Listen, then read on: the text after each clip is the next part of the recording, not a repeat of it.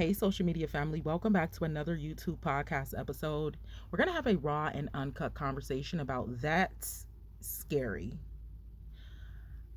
I pray that with some of the wild, raw, and uncut conversations we've been having, some of the YouTube series that we've been doing, that you have been encouraged righteously, like not trying to copy, not trying to hate, not being jealous. Like, man, who is it?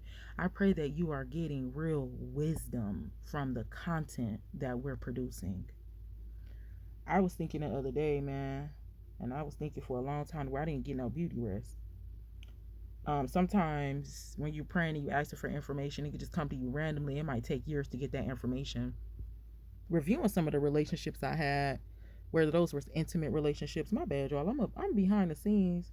My dang on eyelashes is in my eye, but excuse me for that. But lately I've been thinking about friendships. You know what's scary? It's so scary to have any relationship, any person around you that's insulting you under the shadow. Like somebody can be insulting you with a joke. That's so scary. It's so scary to have your right hand man to be jealous of you. It's so scary to have your best friend be envious of you. That is scary.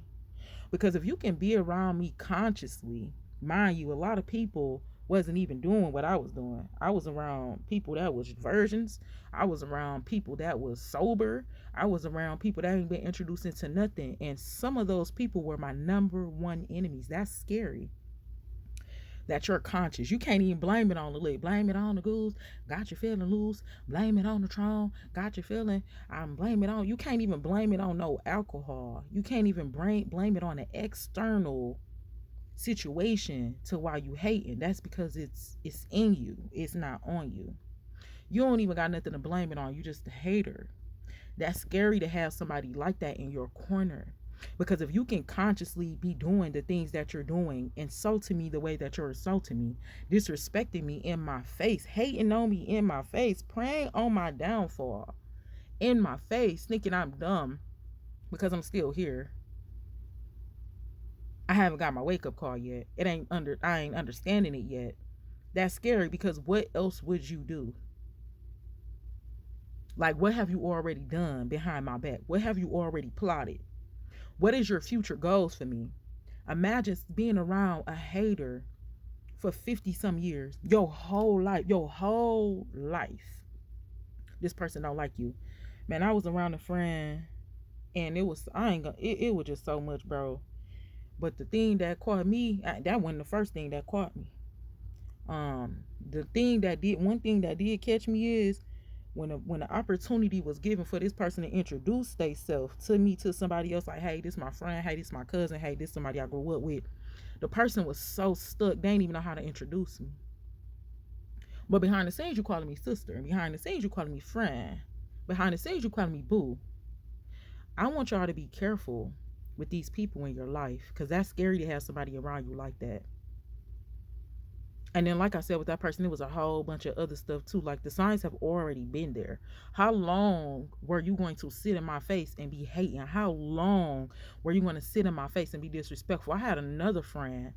I'm thinking it's a cute compliment. I love making up the cute. Like, I will make up a cute nickname in a heartbeat, and people will run with it for years. Like, one of my words was cutie. Oh, she's a cutie. You got to say it like that. When I started saying stuff like that, and it's not no ego booster, it's just influence. That's what I'm learning. It's power, right? So I was that person, make up thinking, oh my god, that's so cute. Like, oh my god, I'm really that person in real. It's not social media. I had a friend thinking she was making a cute nickname for me. She used to call me Peach Fuzz. I'm thinking that's cute, like Peach Fuzz, like whatever. Mind you, this one of them pure friends. No doing nothing. Can't blame nothing on nothing. Just next to me, a pure hater whole time. Never beef about nothing. Never had a disagreement about nothing. You hear nothing. You hear me? There was no probable. God can look at his record and say it was no probable cause with nothing. But in the physical, it wasn't looking like nothing. But in the spiritual, it's something. Man, I'm 31 years old. I probably just found out when I was probably like 27 what that mean. Whole time, girl disrespecting me because Peach Fuzz. I think I heard it from a TV show. I never questioned it. I never said nothing. I thought it was a cute nickname, right? Whole time peach fuzz was an insult. It means you're bald headed, like you have a stunt of hair growth. I actually think I heard it from a professional. Like I said, don't quote me too much on it. It was a few years ago I got that revelation, but I know I was watching TV, and I remember that because I don't even watch TV. Like, I'm not a TV person. I can live without it. Like, it ain't gotta be nowhere near me, right? A friend insulting you for all these years, not knowing if you, now imagine this, not knowing if you had health problems, not knowing if it, but she was smart enough to know what she was saying though. Because in that same relationship, that relationship ended because it was a whole bunch of weird activity. And then again, that same friend was around me whole time. It was a rumor going around the whole high school for years in our relationship that I had done something with her spouse, and she knew it was fake and you knew it was a lie. Imagine what else somebody like that would do to you. Like, they lied to get away from you, or they lied to, just imagine that. Just imagine. I want y'all to be careful of people that's insulting you and disrespecting you in your face. No, you don't have to fight fire with fire. You're not about to fire on nobody. You're not about to, you don't have to die about your respect. That's the whole thing. We not 50 Cent. We not finna get Richard out trying. We not finna be my respect on the line. We not finna do that. We just need to wake up to it and get away from it. Because if somebody can consciously be disrespecting you, if somebody can consciously be insulting you, if somebody consciously hating on you, whether they know if it's generational or not, it doesn't matter. For somebody to do that and still be around you, you have to question what else that person is capable of, especially the sneaky ones.